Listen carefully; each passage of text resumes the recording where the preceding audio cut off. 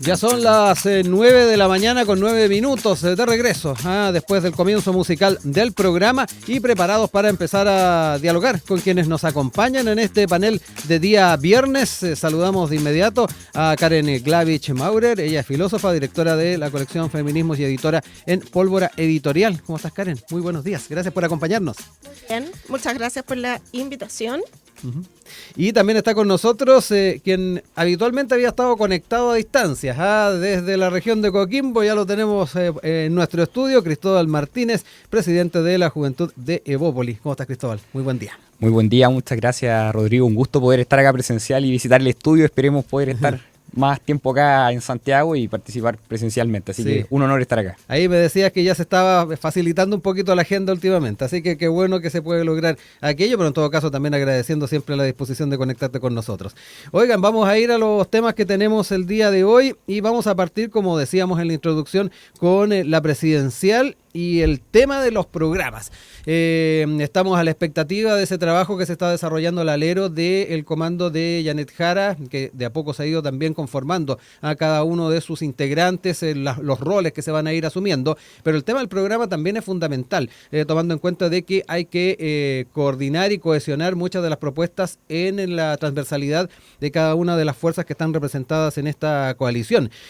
Al respecto ya Luis Eduardo Escobar, integrante además del equipo económico de la candidata Janet Jara, había aclarado que el nuevo programa de la candidata no contempla la nacionalización del cobre ni del litio y que representa a 10 partidos políticos, no solo al Partido Comunista, un tema que también se relevó bastante, que generó en algún momento algo de inquietud dentro de particularmente el PC.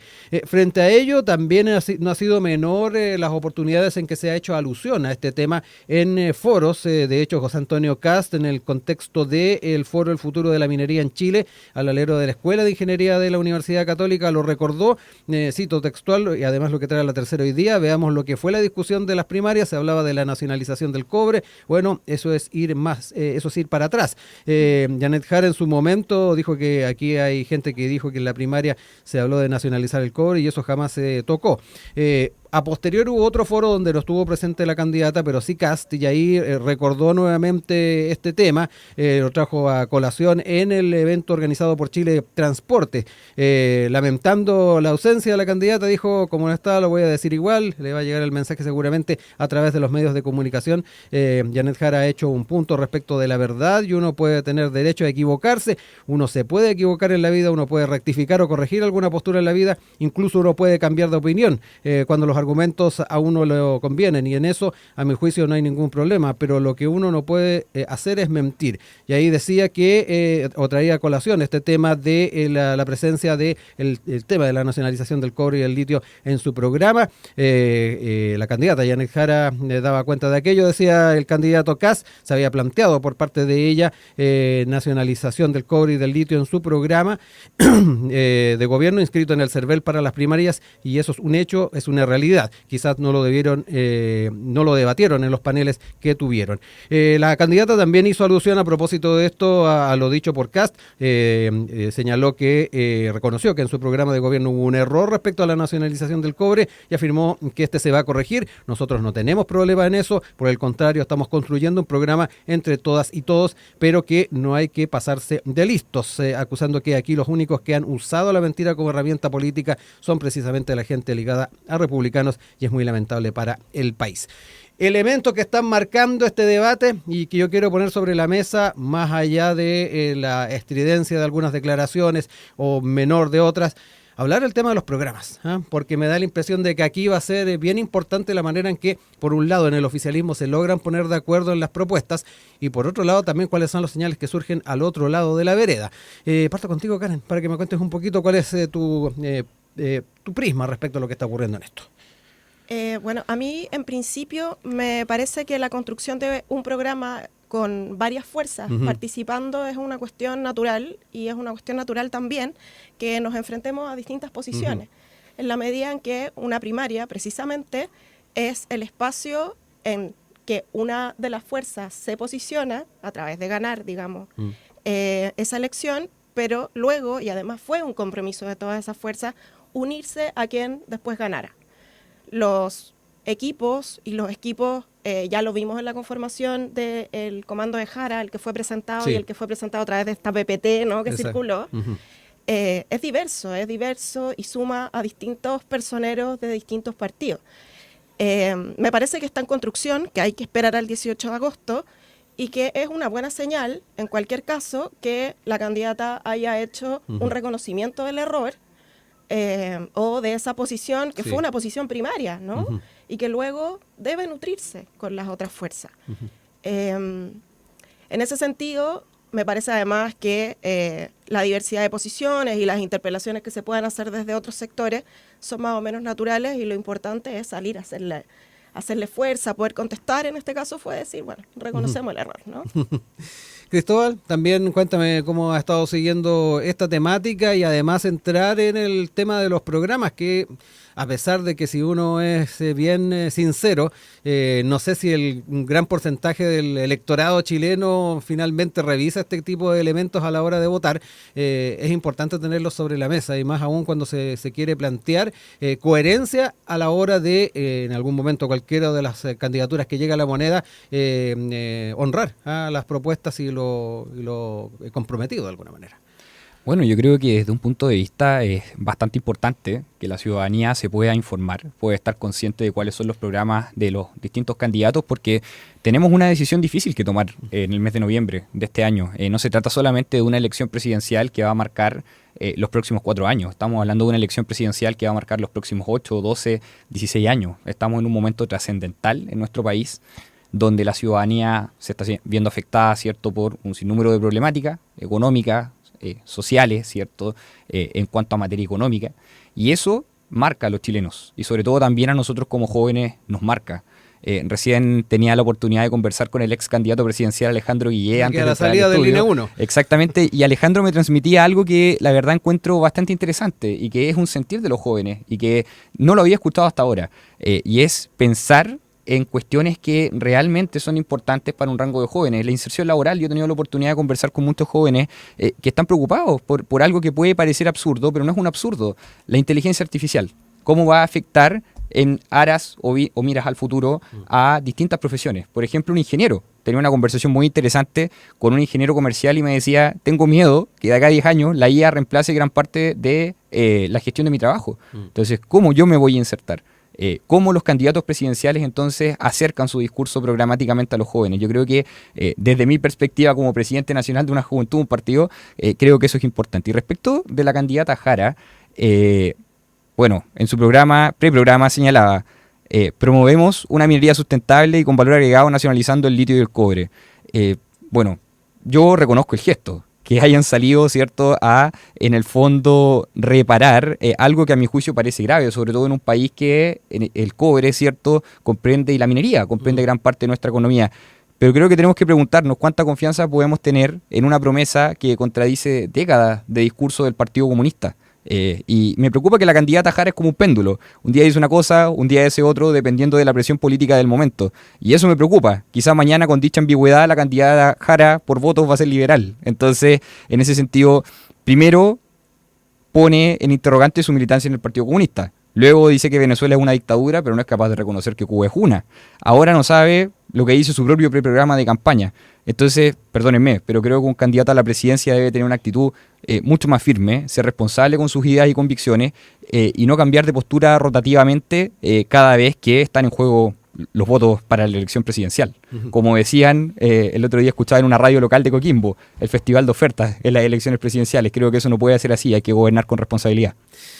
Karen, vuelvo contigo. Obviamente te dejo espacio para hacer los contrapuntos que estimes conveniente ahí a lo que plantea Cristóbal, y me parece también importante saber dónde vamos estableciendo los puntos en común a nivel país a la hora de pensar en minería, tomando en cuenta de que son, tal como decía Cristóbal, elementos importantes a la hora de pensar en nuestro erario, ¿no? Nuestro erario fiscal, las potencialidades del litio, del que hemos hablado en tantas ocasiones. Ya se ha puesto en la crítica y y en el debate el tema de la nacionalización, al menos en el tema programático, y de alguna manera pareciera que se están recogiendo cada una de esas críticas. Pero no es menor el tema de cómo vamos a estar asumiendo en el futuro este tema con sustentabilidad y además otro tema bastante importante, con un desarrollo mayor, que no nos quedemos simplemente en la exportación de materias primas, que ha sido la crítica que se ha hecho durante varios periodos presidenciales durante el último tiempo. Quiero centrarme en eso, obviamente,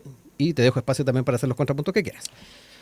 Sí, o sea, yo comparto la posición de Cristóbal en torno a la responsabilidad con la cual se debe enfrentar una elección presidencial y por lo tanto la responsabilidad que tiene el sector ahora que está unido, digamos, por la candidatura de Janet Jara, de mostrar un programa que es cierto, no toda la gente lo lee, yo diría solamente los expertos profundamente lo leen profundamente y quienes están involucrados en política.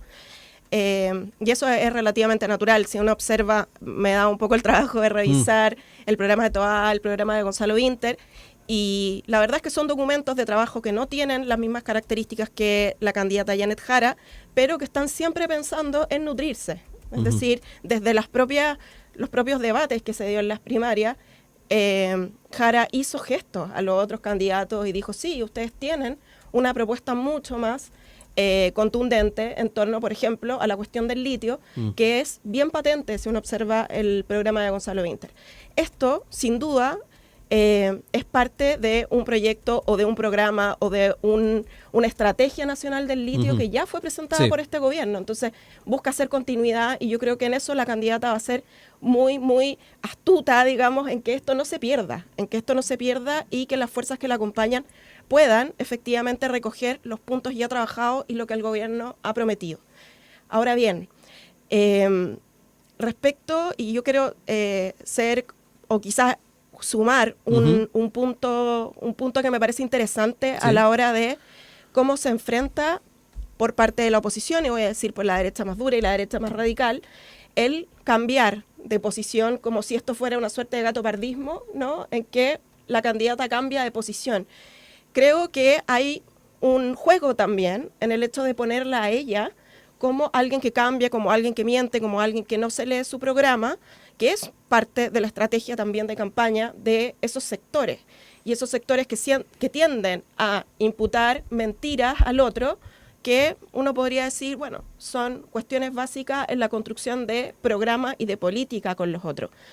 El 18 de agosto vamos a saber cómo esto queda plasmado y cómo vamos a seguir no solo explotando nuestros recursos naturales, sino que además poder ofrecer sustentabilidad, poder ofrecer crecimiento para el país y cómo los chilenos y las chilenas se van a ver beneficiados en un proyecto que por supuesto dura 4 años, que además va a estar sustentado por una elección parlamentaria que debe sumar un Congreso que efectivamente esté por los cambios y que esté por la profundización de estas políticas. Esa es una de las variables de la ecuación que no han estado, por lo menos en estos últimos 2 periodos presidenciales. Cristóbal, me quedo contigo. Me interesó bastante que haya puesto ahí también, de alguna manera, Karen, sobre la mesa el cómo se va a ir alimentando finalmente este programa que presente el oficialismo en los próximos días.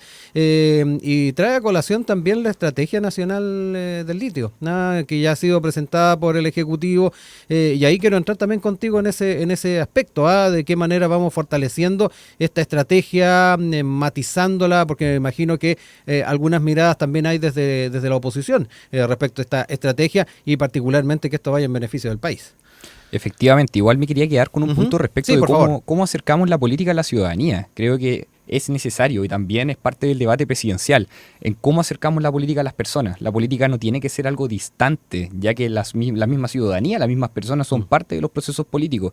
Y creo que una reflexión que acabo de tener es que no hay política sin ciudadanía ni política sin ideas correctas. Y eso yo creo que también es un elemento importante y que ha marcado el debate político en los últimos años de nuestro país y en las últimas elecciones. El cómo la misma ciudadanía trata de ser muchas veces cercana a los procesos, pero al final es distante, porque también los políticos no somos capaces de educar. Y muchas veces hablamos con un lenguaje muy complejo, pero nos olvidamos también de la esencia misma de la política, y que la esencia misma de la política es la democracia, son las personas y es la ciudadanía. Así que eso lo comparto como reflexión a propósito de lo que mencionabas tú, Karen, también, y creo que es importante. Respecto de la estrategia de litio que propone el actual gobierno, el oficialismo, yo creo que tenemos que hablar de cuestiones que son genéricas, generales, para poder tener buenas políticas públicas. Yo creo que toda política pública tiene que ser pensada desde un punto de vista de equilibrio, en cuanto a materias, por ejemplo, económicas. Creo que tenemos que también ser responsables en cuanto al Estado. Creo que cualquier política también en minería debe ser eficaz. Tenemos que velar porque las empresas, ¿cierto?, lleven a cabo los procesos desde un punto de vista estructurado, equilibrado, ¿cierto?, y que sean sustentables también para el panorama económico mismo del país. Creo que cualquier estrategia que tenga que ver con minería, con litio, con cobre, es materia de debate para el Congreso. Y es una tarea importante que va a tener el próximo presidente, es una tarea importante que va a tener el próximo Congreso.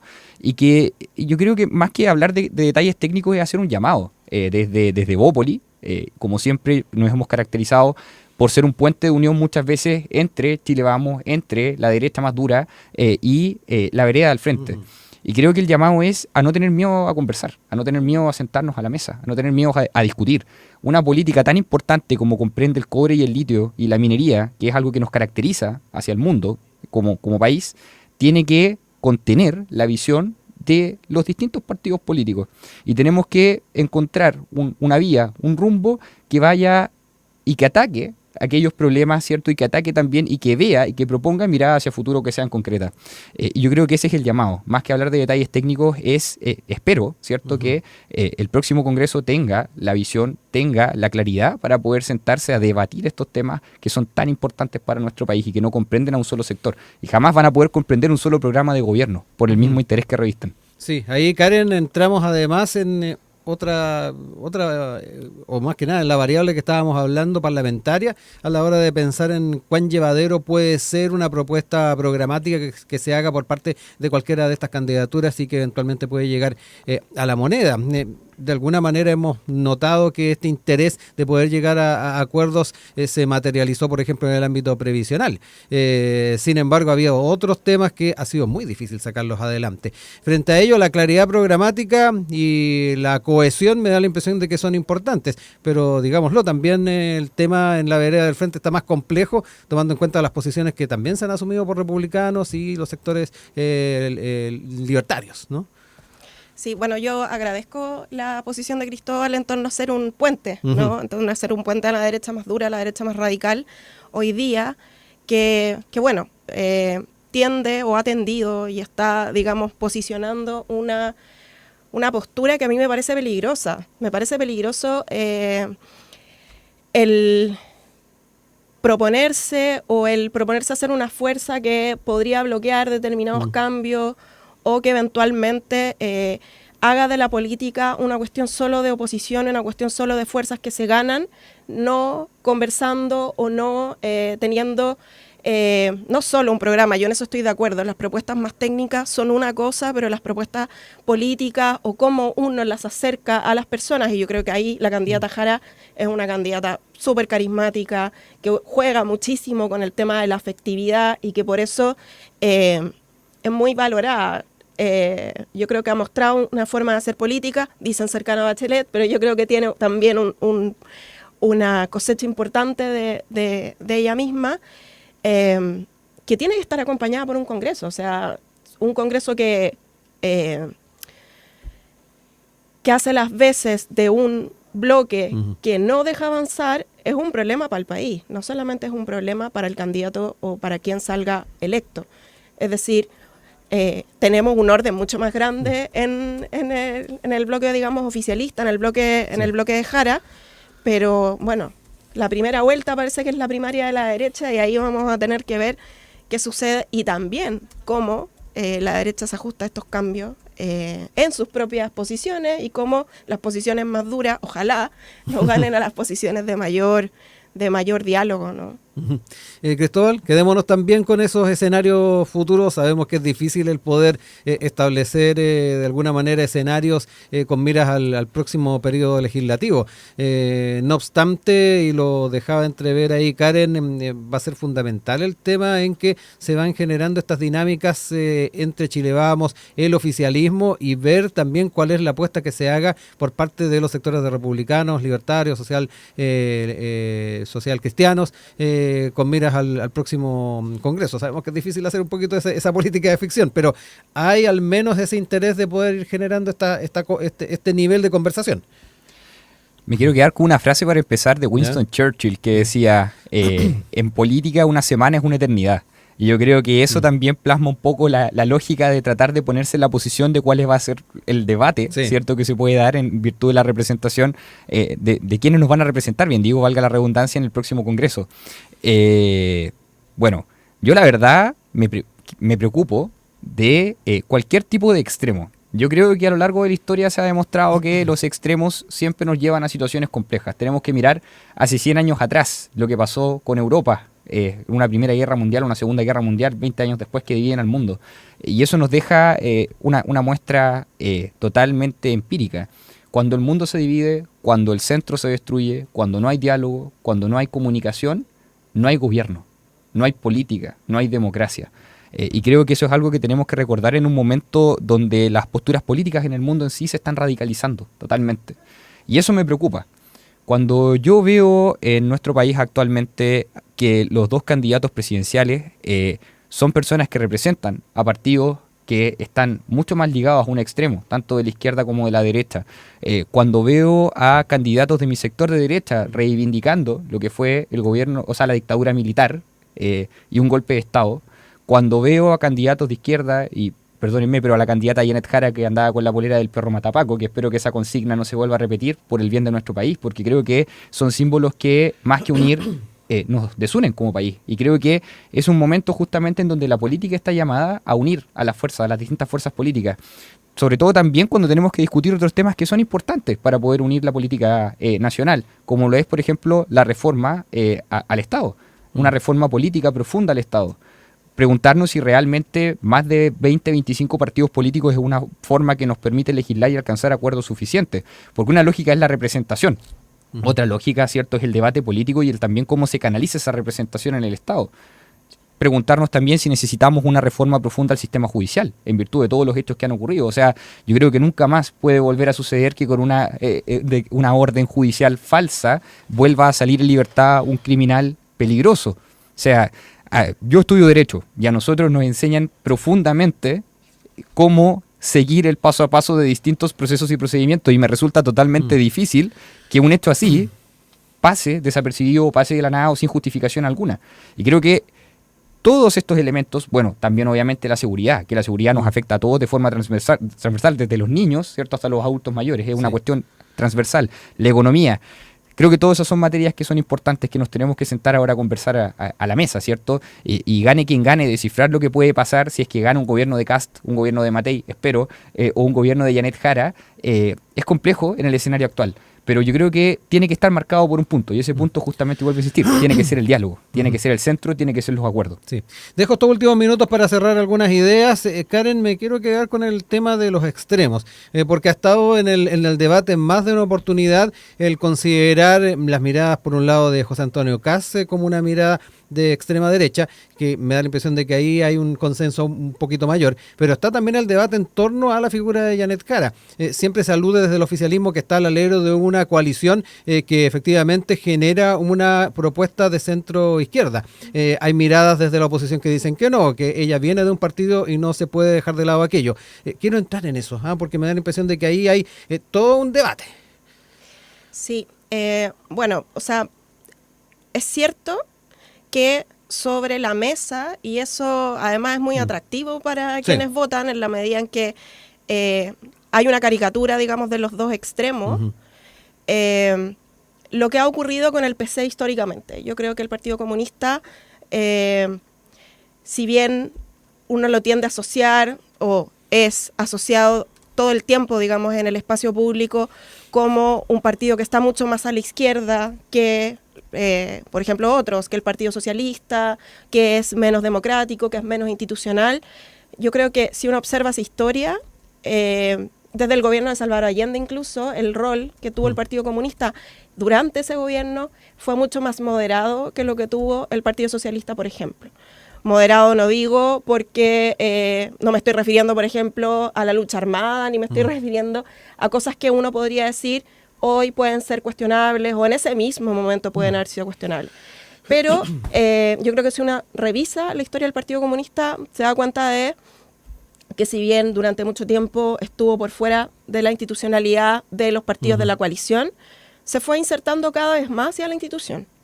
Entonces, si bien eso me parece que tiende a pasar colado, sobre todo cuando uno dice, ya, son los dos extremos, cuando uno escucha la radio, cuando uno escucha un podcast y están las dos posiciones enfrentadas, se tiende a quedar con que son dos extremos, pero hay que ir más allá. Es cierto, la coalición hoy día es una coalición de centro-izquierda y esos puntos se van a discutir y esos puntos también van a ser puestos sobre la mesa porque es una relación de fuerzas también.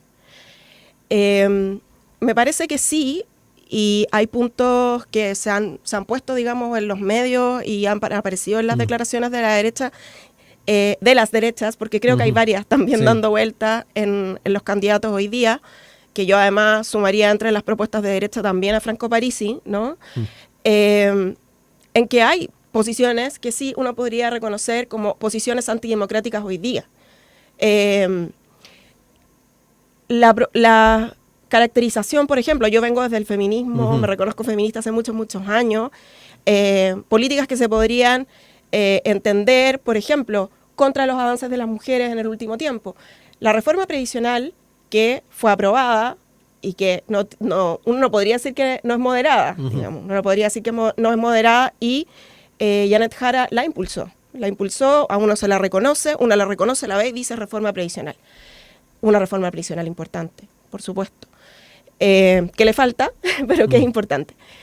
Yo creo que hay que ir matizando. A mí me parece que sí, algunas propuestas de la derecha o de las derechas más radicales del mundo con las que los candidatos se identifican. Es decir, hoy día tú ves a Kast, ves a Kaiser mucho más a la derecha, diría yo, que se reconocen con Milei, que se reconocen con Bolsonaro, que son personajes que, por cierto, se parecen a el mismo Donald Trump, y que uno puede decir, bueno, hay democracia en esos espacios que, por ejemplo, niegan derechos fundamentales, o si vemos, por ejemplo, hoy día en Argentina, en esto de limpiar la grasa del Estado han quedado una gran cantidad de personas sin derechos básicos, personas como los jubilados, personas como con discapacidad que ya no acceden a programas.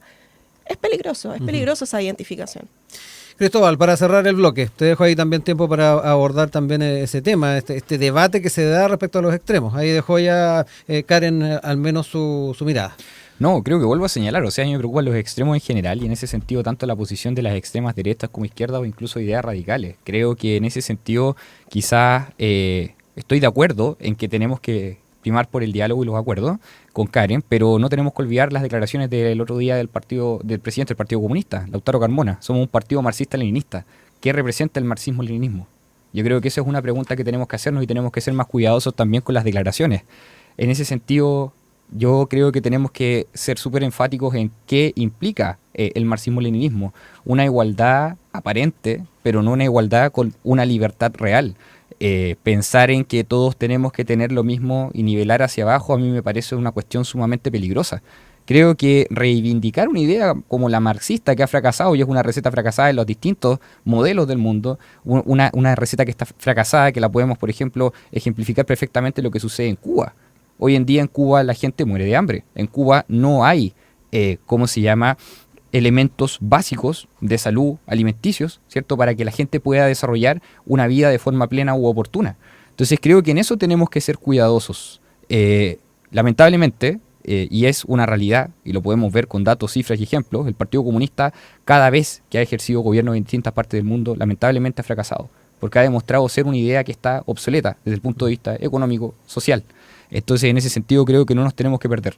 No nos tenemos que perder con la extrema izquierda. Tampoco, y por algo también. O sea, el otro día tenemos la proclamación del Consejo General de la Democracia Cristiana, en donde el presidente de la Democracia Cristiana renuncia y en donde incluso alguien que yo respeto mucho, el expresidente Eduardo Frei Ruiz-Tagle, señala justamente que está distante a la decisión que ha cogido su partido en función justamente de lo que representa el Partido Comunista y las ideas que representa. Entonces creo que en ese sentido no nos tenemos que perder un segundo. Si hay una candidata que no es capaz de condenar lo que sucede en Cuba, eso a mí me parece grave. Porque un presidente ejerce la jefatura de gobierno, pero también la jefatura de Estado, y es el cómo nos vemos hacia el mundo, sobre todo en el país que tiene más tratados de libre comercio. Y en ese sentido también respecto de las propuestas, el debate y la ejecución de ciertas cuestiones que hizo la ministra Jara, 141 empleos a mí no me parece una cifra aceptable. Creo que necesitamos más, porque los chilenos en este momento necesitan mejorar la economía y en ese sentido no necesitamos 141, necesitamos 1 millón de empleos, como dice nuestra candidata Evelyn Matei. 9:44, de vuelta con nuestro panel del día de hoy, cerrando además esta semana junto a Cristóbal Martínez, presidente de la Juventud de Evópoli, también con Karen Glavich Maurer, ella es filósofa, directora de la colección Feminismos y editora en Pólvora Editorial. Vamos a cambiar temáticas y nos vamos a quedar ahora con, ya que hablábamos del Congreso, hablábamos de la forma en que se van generando consensos para sacar adelante ciertos proyectos. Importante ver qué pasa con lo que tiene que ver con el autopréstamo desde las AFP. Un tema que está también ya presente en la agenda a propósito del proyecto presentado por el parlamentario Rubén Oyarzo, ex militante del PDG y actualmente integrante de la bancada radical liberal. En ese sentido es parte también del debate que se está dando en torno a las ideas cercanas o de alguna manera vinculadas con los retiros que, digámoslo, cada cierto tiempo van apareciendo. Y bueno, está esta idea del autopréstamo desde los fondos de pensiones. Es este proyecto, ya lo decíamos, presentado por este parlamentario y que tiene que ver con una reforma constitucional de carácter transitorio y que contaría con la firma de otros parlamentarios: Jorge Durán de RN, Félix González, independiente del Frente Amplio, Karen Medina, independiente de DC, también ex PDG. Y esta iniciativa no registra movimiento alguno desde su ingreso el 22 de julio de 2024, pero la diputada PPD de la bancada PPD, Camila Musante, está presionando para que se ponga en tabla en la Comisión de Constitución. En ese sentido hay algunas opiniones, por ejemplo, el presidente de esta Comisión de Constitución, Jorge Alessandri de la UDI, dijo que es solo Oyarzo contra el mundo de los economistas. Si consigue una carta del gobierno o el comando de Janet Jara en que un economista diga que es un buen proyecto, por supuesto que estará en la lista y si tiene urgencia también lo pondremos en tabla. Ante las críticas, Oyarzo recordó que la reforma previsional del gobierno incluía en su versión original esta herramienta. Este es un proyecto totalmente responsable porque está en el estándar dice él, del ministro de Hacienda. Creemos que es necesario reflotar el autopréstamo hasta 5 millones de pesos que los puedan retirar todas las personas que tengan fondos de las AFP, que son sus fondos, y que los tienen que devolver con una sobrecotización de 1 o 2% sin interés. Hay poco apoyo, sin embargo, cada cierto tiempo aparecen estas voces, en este caso de autopréstamo, pero además quiero traer a colación algo que estaba planteando, ya que hablábamos de Franco Parisi hace un rato en el primer bloque, el fin de semana en conversación con Mesa Central de Canal 13, también decía que no descarta impulsar nuevos retiros de fondos de pensiones, así que de alguna manera está volviendo a aparecer este planteamiento, al menos esta idea, y quiero entrar particularmente en el tema de la responsabilidad desde el punto de vista económico y lo que tiene también que ver con las propuestas que se están haciendo al electorado. Cristóbal, parto contigo ahora. Bueno, quiero partir porque cuando me hablan del diputado Oyarzo, para mí es escuchar populismo, puro y duro. Y creo que el populismo destruye la política. Creo que el populismo también genera una mala percepción a la ciudadanía, a propósito de lo que hablábamos más temprano. Entonces, a mí este tipo de política, la verdad es que me preocupan bastante. Creo que a solo 3 meses de las elecciones, promover un autopréstamo de hasta 5 millones de pesos de los fondos de pensiones suena atractivo por la situación que estamos viviendo, sí, que nos acompleja a todos los chilenos. Pero tenemos que preguntarnos, ¿esto realmente es una solución a los problemas? ¿Es un alivio real? Yo creo que jugar con la esperanza de los chilenos una vez más, porque al final tenemos la solución parche, pero ¿cuáles son las consecuencias? Nuevamente, los fondos de retiros de pensiones durante la pandemia eran necesarios, quizás sí o no, eso lo podemos debatir técnicamente, Yo creo que no, por justamente las consecuencias que traen, ¿cierto? Y que las podemos ver, inflación, entre otras. Y en ese sentido es importante nuevamente preguntarnos lo mismo. Entonces, ya hay una situación sumamente compleja respecto de la reforma de pensiones que de hecho trae a colación todo el debate previsional, que podemos estar de acuerdo o no respecto de la reforma previsional propuesta por el gobierno del presidente Gabriel Boric, y que justamente desnuda, ¿cierto?, las consecuencias de una mala política pública, como fueron los fondos de pensiones. Ahora tenemos que preguntarnos nuevamente lo mismo: ¿esto es populismo o es una solución?